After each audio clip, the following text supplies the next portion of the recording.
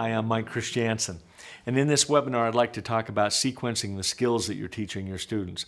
Without getting into a lot of depth of every skill that we'll go through here, I just want to touch on them and make the point that it's important that you have a sequence in your teaching.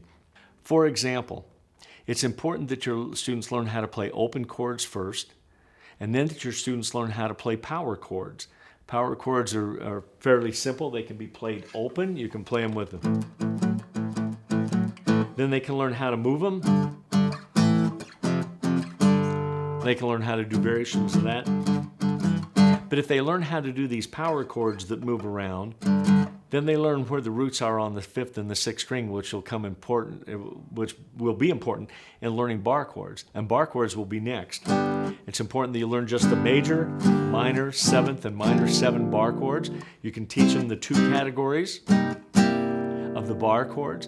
Now, after they learn how to play bar chords, then you can have them go from bar chords into playing different kinds of 4-string chords and inversions, but actually right after bar chords, a good thing to slip in there are the slash chords, like the D with the C bass. Now, why wait till after you learn the bar chords? Because very often those slash chords connect a chord to a bar chord. For example, the D with the C bass is used to connect a D chord to a B minor, and the B minor is a bar chord. Now, some slash chords connect open chords, but very often they connect bar chords, so you might want to do the bar chords before the slash chords. And then after the slash chords, then you can go into inversions, and then there's drop 2 chords, and raise 2 and 3 chords, and raise 2 chords. It goes on and on. There's a very large sequence for learning chords, as there is just about every skill we're going to talk about. Then accompaniment styles, it's important that they learn how to go from strumming to alternating bass to finger picking to comping. With their note reading, it's important that they start off with the notes in first position. And I'm a believer of starting on the 1st string and working their way down from the 1st string rather than start learning the notes on the bottom strings because of the ledger lines. So it's, it makes sense because it goes up the alphabet, E, F, G, A, B, C, as opposed to E, F, G, then B, C, D. But they can see how the alphabet is connected later on.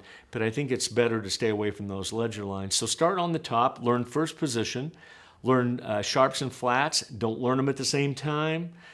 Because flats are a whole other breed of cat. When they flat an open string, they have to go the next string down and then flat it. Sharps are just easier to see at first. So the main thing is just don't teach them at the same time. Teach the sharps. You could teach a natural sign there, but then teach the flats at another time. After they learn how to play the notes here, then learn the upper notes on the 1st string, all the way up to the 12th fret. And you can play a bunch of tunes just playing on 1 string. And then from there, you can go to 5th position, 7th position, fill in the gaps with the other positions. So, and again, note reading can take, that can take a while to feel comfortable with where all the notes are on the guitar. Rhythms. Sequencing the rhythms is important. You would think that students ought to start off with maybe long notes, like a whole note and a half note. Actually, it's better to have them start off with quarter notes.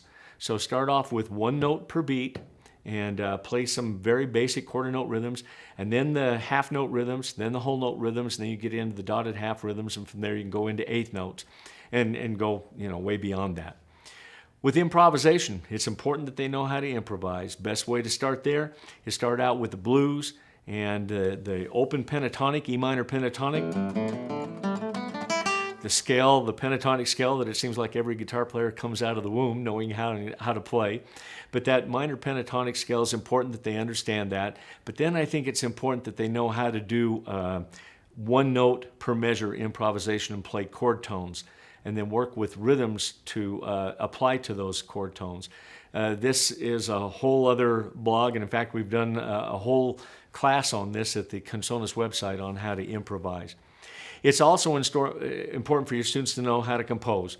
And I'll just say here that for composing, if your students are going to start learning how to compose, the place to start is which chords go together. So have them write their own chord progressions, and that's a good place to start with composing. And then keeping in mind that you can do this skill development, and so that you can do this sequencing. After they learn which chords go together, they can learn which chords progressions are most common. For example, the 5 usually going to the 1, that kind of thing. And then they can learn how to embellish the chords. And then you can talk about writing melodies, again, by doing 1 note per measure and that kind of thing. So hopefully this will give you some kind of an idea how to sequence every skill that your students are going to have to learn.